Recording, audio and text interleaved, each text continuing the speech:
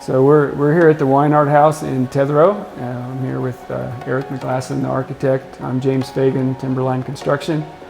We built this house nearly 10 years ago.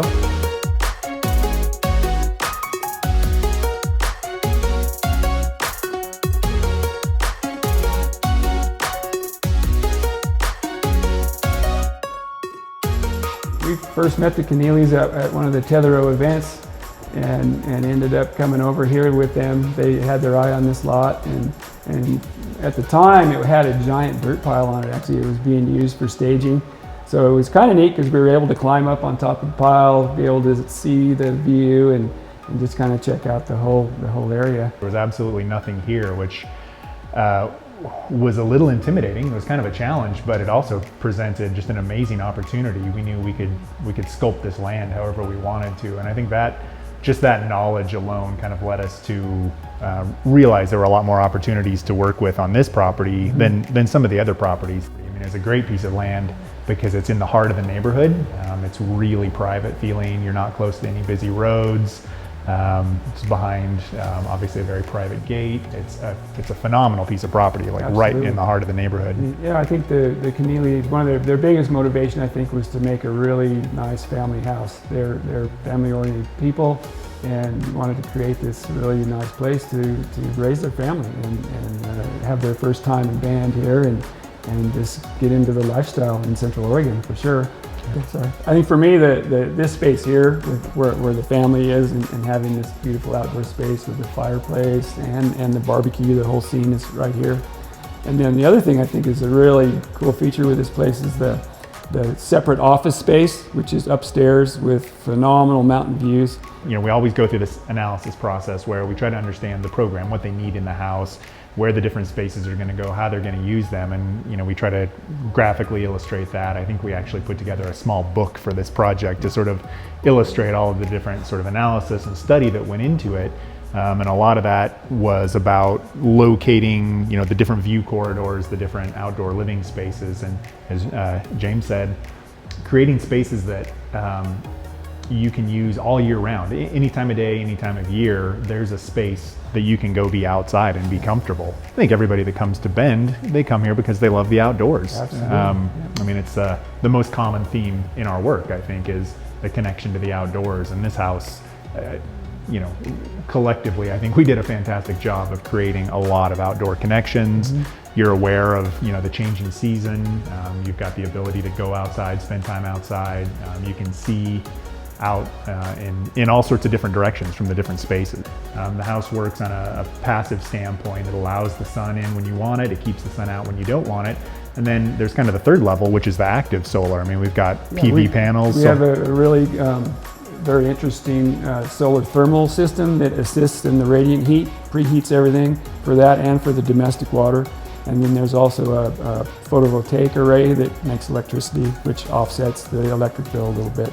I mean, it's not by net zero by any means, but it definitely helps. And it's great to do that sustainability stuff, especially in a house like this that, you know, it can be a big energy user. And if you can bring some back, all the better, right? We actually sat down with David McClay-Kidd to get to understand what his thought process was when he designed the golf course. This is one of the most beautiful golf courses, you know, in America, really, and possibly in the world. One of the most challenging as well.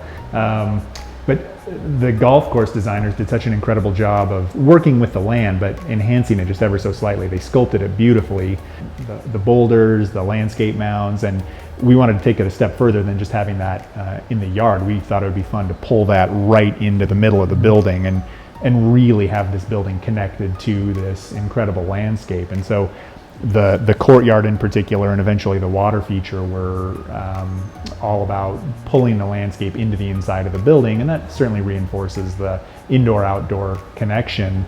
So we actually elevated the dining room right behind us here. It's a bridge. The water feature flows under that bridge, and we kind of then used it to let the landscape flow the other way, really into the inside of the building. It definitely ties the whole house together. Yep. There's not too many views that you don't pick that water up, or the sound, one or the other. There was a lot of effort and time put into vetting materials for this building to make sure, and that was a big focus, was not a lot of maintenance, make sure this thing is going to hold up and hold up to a family. The layout of the house itself, I mean, it's just phenomenal for a family. As James touched on, we've got the volleyball court outside, bocce ball court, got the exercise room, we've got a rock climbing wall inside the house. The kids could climb from the exercise room up to their bedrooms. I mean, it was just incredible. A good percentage of the people that we're working with, since this house and moving forward, they're coming to Central Oregon. They want the lifestyle, they want to be here, they want to raise their kids here. But many of them still have business interests, or they own a company or whatever in Seattle or the Bay Area or even back east. And I think with the growth of our airport, we have a little better transportation going on here now, and people can really pull that off. And like the office space, for instance, that could have just been open a door and go in the office, but they specifically wanted that to be a separate space.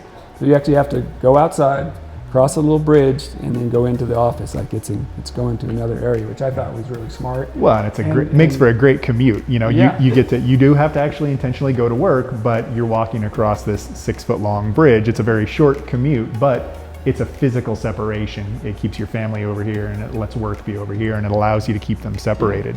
There is no way we could reproduce this building for even close to what the asking price is. It would cost $4.2 to $4.5 million to just reproduce the building itself, and then you got the land on top of that.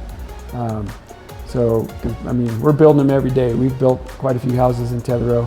Eric's designed a whole bunch of them, but there is no way at today's market that you could reproduce this. And to be able to just walk in and be able to live in a house like this, somebody could be living here in a couple of weeks and enjoying it. It's just incomparable. Otherwise it's a 2 or 3 year process, and just an enormous amount of energy to get to this point. So it's a pretty unique opportunity to be able to just move in. If you're interested in viewing this property, please feel free to call Ellie or Caleb Anderson with the Bend Property Pros team at Cascade Sotheby's International Realty.